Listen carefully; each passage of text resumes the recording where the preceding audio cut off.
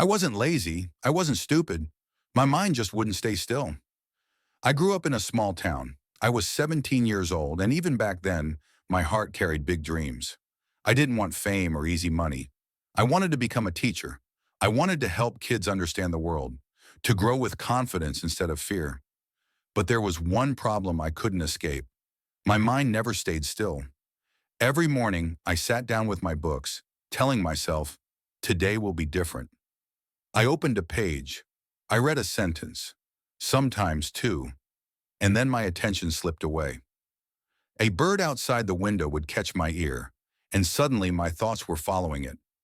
Laughter from kids down the street would pull me out of the room.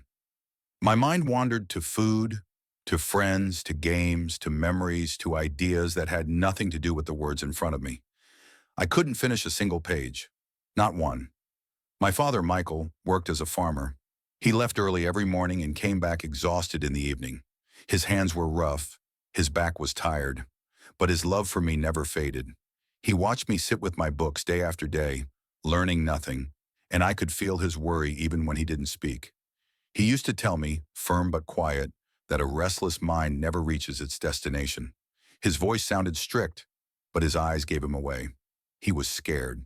Scared that I would fail. Scared that I would struggle the way he had. Scared that life would be harder on me than it needed to be. My mother, Sarah, was different. Gentle, soft-spoken, always moving. She worked nonstop at home, cooking, cleaning, caring for the animals. But her body wasn't strong. Her legs ached constantly. She tired easily. Still, she never complained. She believed in me when I didn't believe in myself. My son has a good heart, she used to say with a quiet smile. One day he'll shine. Every night she prayed for me, not for success, for strength, for clarity. Days passed and nothing changed. I tried to study. I failed. At school, teachers asked questions I couldn't answer. Classmates laughed. I stared at the floor, burning with shame. I walked home every day with my head down and my chest heavy, feeling smaller with each step. One afternoon, my mother sent me to the market with a few dollars in a small bag. Tomatoes and potatoes, she said. Come back quickly. I promised I would, but on the way, the world distracted me again. A street performer tossing bright balls into the air pulled me in. Then colorful kites caught my attention. Then a puppet show. I stood there longer than I realized. When I finally remembered why I'd left, time had slipped away. I rushed to buy the vegetables and ran home.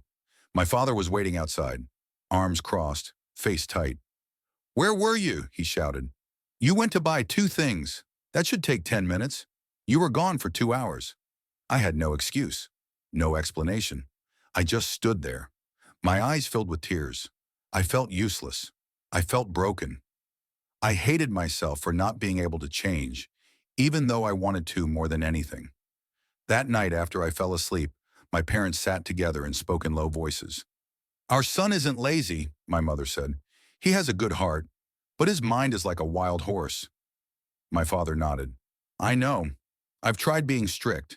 I've tried being gentle. Nothing works. There was silence for a moment. Then my mother spoke again. Do you remember the wise teacher who lives near the river? People say he changes lives with simple lessons. Maybe he can help. Hope flickered in my father's eyes. Yes, let's take him tomorrow morning. The next day we walked together toward the river. The path was long, quiet, and peaceful. Under a large banyan tree sat an old man with a white beard and calm, steady eyes. People surrounded him, sitting silently. The air felt different there, still, grounded.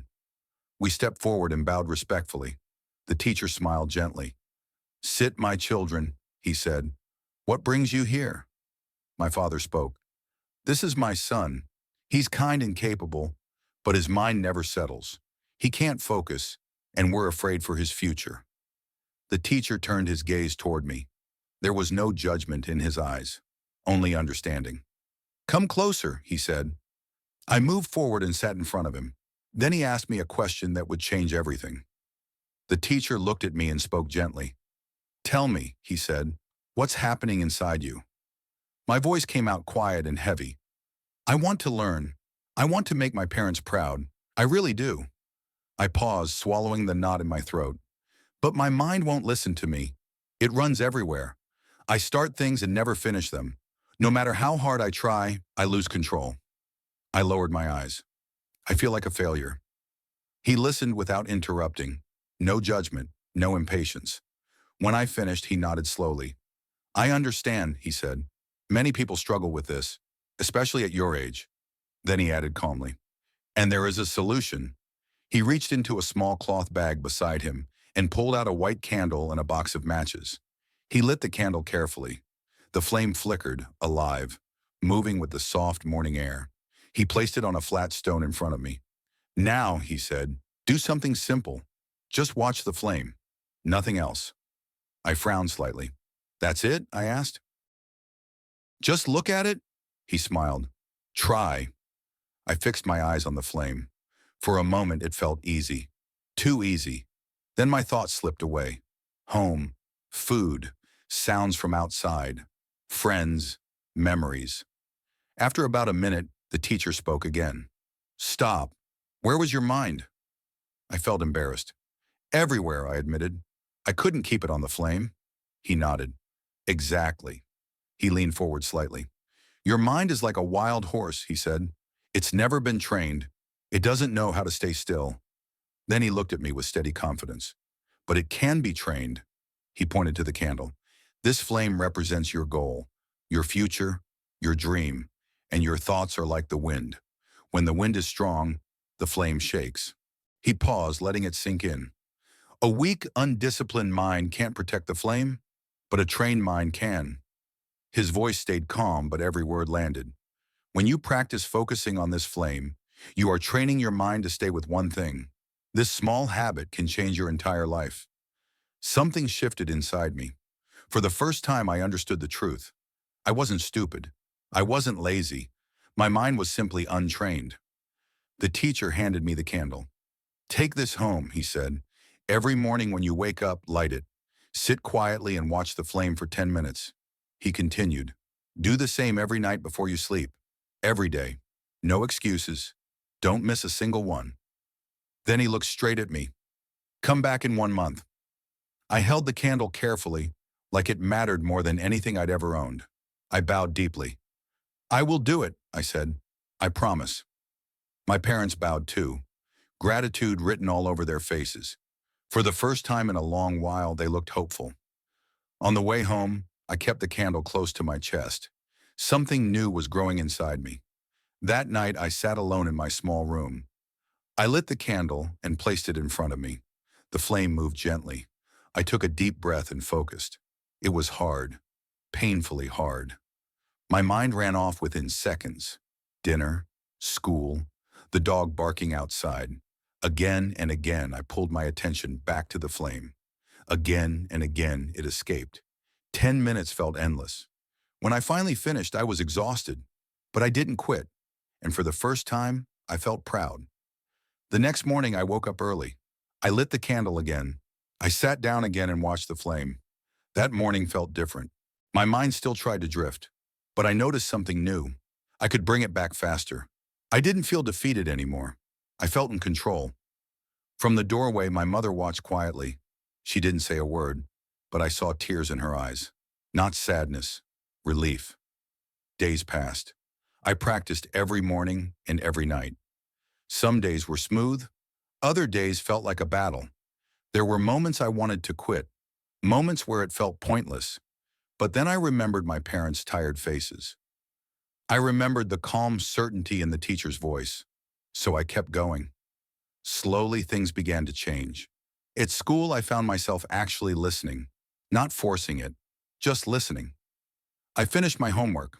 I wasn't pulled away by every sound or movement anymore. When my mother sent me to the market, I went straight there and came straight back. My father noticed. He didn't say anything, but I saw hope returning to his eyes. 2 weeks in, something unexpected happened.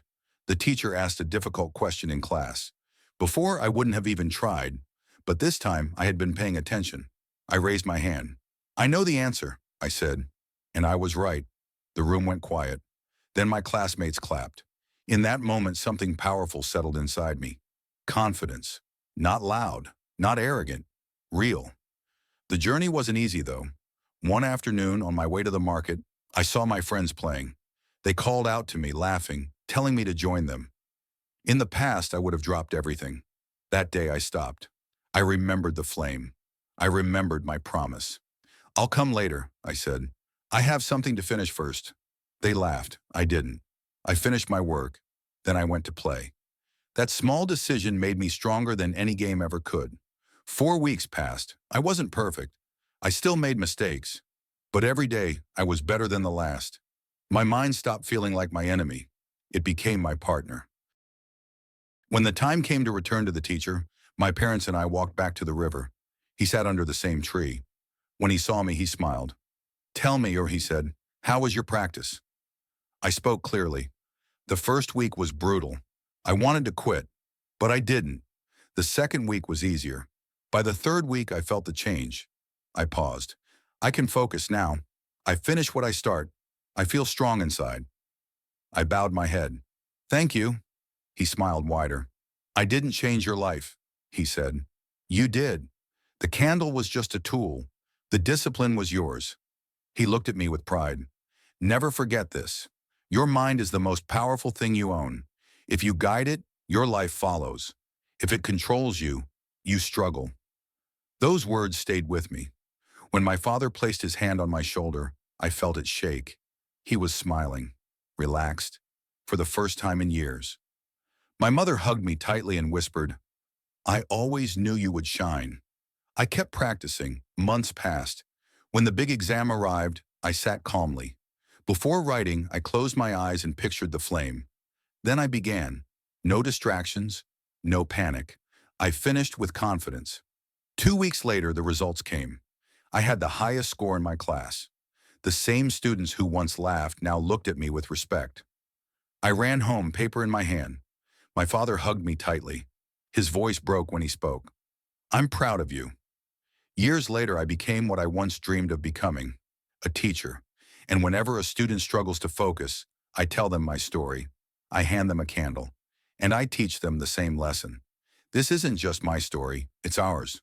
We all have dreams, but unfocused minds. We start, we stop, we drift. The secret isn't talent, it's discipline. Choose one small habit, 10 minutes a day. Train your mind. It will resist at first. That's normal. Don't quit. A disciplined mind isn't born. It's built, day by day. Comment, focus if this story felt personal. Like the video. Subscribe to the channel. Share it with someone who needs it. Let's grow together.